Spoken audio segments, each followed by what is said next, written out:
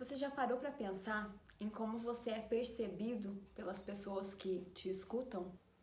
Um estudo publicado em 2013 mostrou que CEOs de voz grave supervisionam empresas maiores, recebem maiores salários e permanecem na empresa por mais tempo que aqueles com voz mais aguda.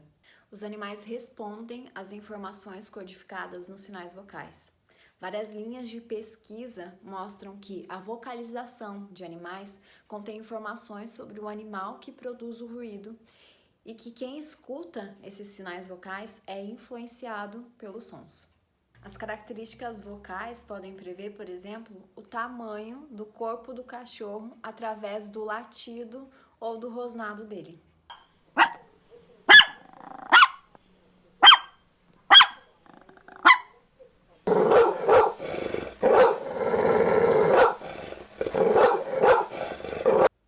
E o mesmo pode ser dito dos humanos. O tom da voz humana, especificamente, afeta como a pessoa que está falando é percebida, influenciando também o comportamento daqueles que ouvem essa voz. Albert Mehrabian desenvolveu um estudo que comprovou que o tom da voz que usamos é responsável por 38% do impacto na nossa comunicação. O tom da voz humana é altamente dimórfico, ou seja, ela diferencia sexualmente os seres humanos, transmitindo informações importantes sobre o sexo da pessoa que fala. Embora os machos sejam cerca de 20% mais pesados que as fêmeas, a frequência da voz masculina é em média 50% mais baixa que a frequência média feminina. Durante a puberdade, a laringe e as pregas vocais aumentam de tamanho sob o efeito dos hormônios sexuais. Embora as pregas vocais das mulheres aumentem de tamanho em cerca de 34%, nos homens aumentam de tamanho quase 2 vezes mais.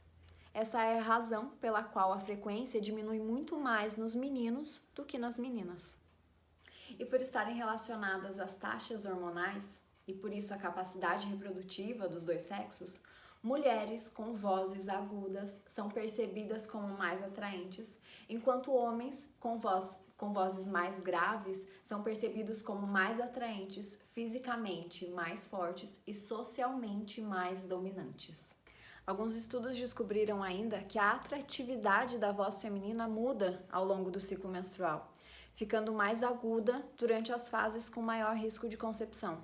Ou seja, quanto mais fértil o período que a mulher se encontra, mais aguda a voz dela fica, mais atraente ela se torna para o sexo oposto e maior a chance de procriação e, assim, de manter a espécie.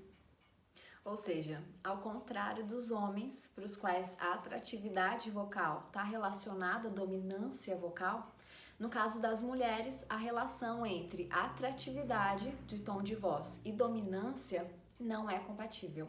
Apesar das mulheres serem consideradas mais atraentes quando possuem vozes mais agudas, a percepção de maior dominância é atribuída ao tom de voz mais grave.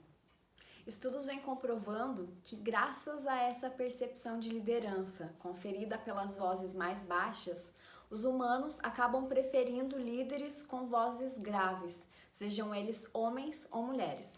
Provavelmente porque tanto homens quanto mulheres percebem vozes mais graves como mais competentes, mais fortes e mais confiáveis. Atributos que são relacionados aí com a percepção da capacidade de liderança da pessoa.